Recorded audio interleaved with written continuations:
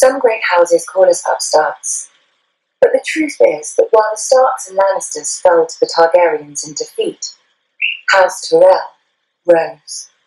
For thousands of years, our family served as loyal stewards to the kings of the Reach, until the last of their line unwisely burned to death, resisting the Targaryen invaders. To save the Reach from a similar fate, we yielded the castle of Highgarden to Aegon and his sisters. In gratitude, the Targaryens gave House Tyrell dominion over the Reach, and we became lords of the castle in which, for generations, we had served. Under the Targaryen dynasty, Westeros prospered. Gone were the petty wars of 7 kingdoms and the endless thirst for minor glories that drove them. The Westerlands enriched the realm, the North guarded it, and the Reach and Riverlands fed it.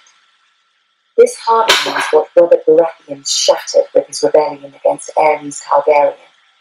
When the call to arms came, though, we did not want to answer.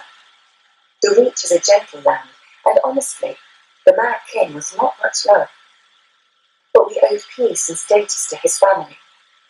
My father, Mace Tyrell, called his banners and marched north to battle the rogue Stormlord Robert, who had already defeated 3 forces in a single day. And, at Ashford, my father won. Some chastened my father for not pursuing Robert after the battle. We had cut him off from the Stormlands, the seat of his power, and he had fled north, within easy grasp of Lord Tywin Lannister, the Hand of Aerys, for 20 years. My father moved instead to lay siege to Robert's ancestral stronghold of Storm's End. The rose would strangle the stag as the lion pounced. So we waited. But the lion slumbered, and Robert slipped past the king's forces to join Ned Stark. We could have lifted the siege and deployed our armies north to aid the crown. We could have stormed the walls of the castle and made Robert homeless. But we had ample supplies, control of land and sea, and most of all, patience. Our siege would succeed, eventually, at little cost of life to us. If Robert prolonged the war with minor victories, our capture of Storm's End would hasten his downfall. And if Robert won the war, well, it would not do for him to find us in his halls with the bodies of his brother Stannis and his sworn men. When the lion finally showed his colours and purged King's Landing, we knew our cause was lost.